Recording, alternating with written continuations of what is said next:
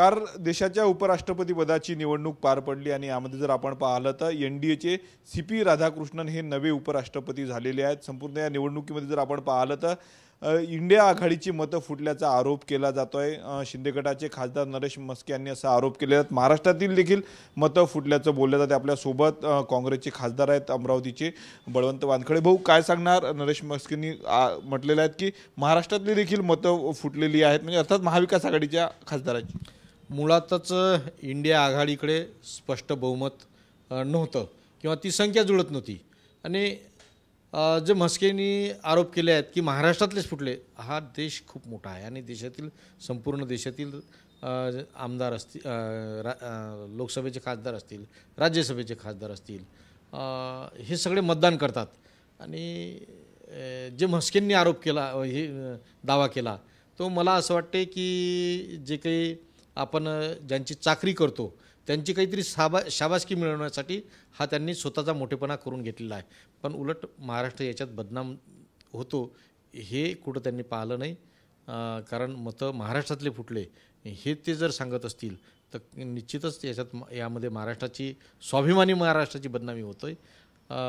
पण त्यांचा उद्देश असा असेल की आपण हा दावा करून आपल्याला शाबासकी मिळवून घेण्याचा हा त्यांचा केविलवाणी प्रयत्न आहे असं मी म्हणेल। मतं फोडू म्हणणाऱ्यांना जी आहे ती आपली मतं राखता येत नाही, राखता आली नाही असं देखील दुसरीकडे देवेंद्र फडणवीसांनी म्हटलेलं आहे। कसं पाहत? नाही, देवेंद्रजी तर देवाभाऊच आहेत, साक्षात देवच आहेत। त्याच्यानं त्या अशा पद्धतीनं सातत्यानं ते बोलत आहेत, ते मोठे माणसं आहेत, त्यांच्यावर मी भाष्य करणार नाही। परंतु जे काही महाराष्ट्राची या निमित्तानं बदनामी केली ते निश्चितच निषेधार्ह आहे। हो, अमरावतीमधला अत्यंत महत्त्वाचा रेल्वे पूल जो आहे तो क्षतिग्रस्त झालेला आहे, केव्हा त्याला पाडावं लागू शकतं। त्यासाठी 300 कोटींची तुम्ही मागणी केलेली आहे, काय सांगणार? जे काही अमरावती शहरातलाचा मुख्य वाहतुकीचा जो पूल आहे की ज्याच्यावरून खूप मोठी वाहतूक होते आणि त्याचा स्ट्रक्चर ऑडिट केल्यामुळे तो क्षतिग्रस्त झाला असं स्ट्रक्चर ऑडिटमध्ये निष्पन्न झालं। त्यामुळे प्रशासनानं काही अपरित घटना होऊ नये म्हणून प्रशासनानं तो वाहतुकीसाठी पूल बंद केला आणि त्यामुळे वाहतूक खोळंबली। पुढे भविष्यात तो पूल कोण करावा, कसा करावा याच्यात कुठल्याही प्रशासनाला, म्हणजे मग BNC असेल, रेल्वे असेल किंवा इतर विभाग असेल, यांना ते सगळे अनभिज्ञ आहेत। म्हणून मी माननीय नितीनजी गडकरी साहेबांना त्यांच्या निवासस्थानी काल आम्ही शिष्टमंडळ सह भेटलो आणि जो पुलाला खर्च येतो तो जवळपास 250 ते 300 कोटीचा खर्च येणार असा प्राथमिक अंदाज आहे। म्हणून त्या पद्धतीने मी मागणी केली।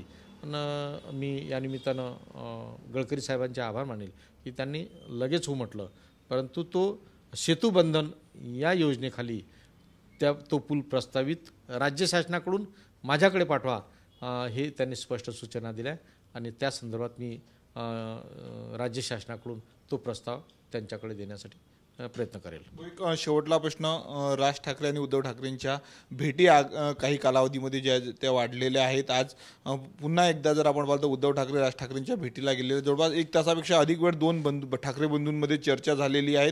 कसं पाहता दोन बंधूंच्या या भेटीकडे?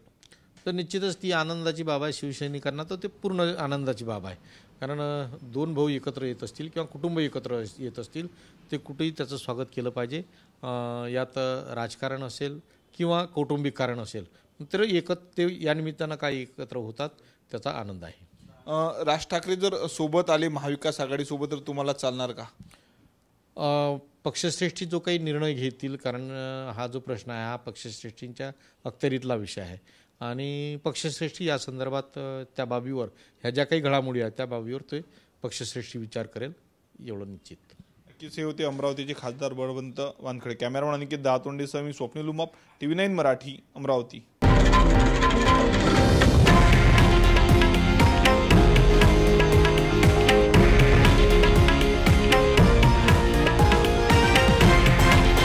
हे आहे देशातील नंबर 1 न्यूज नेटवर्क आणि आपण पाहत आहात TV9 मराठी, एकमेव।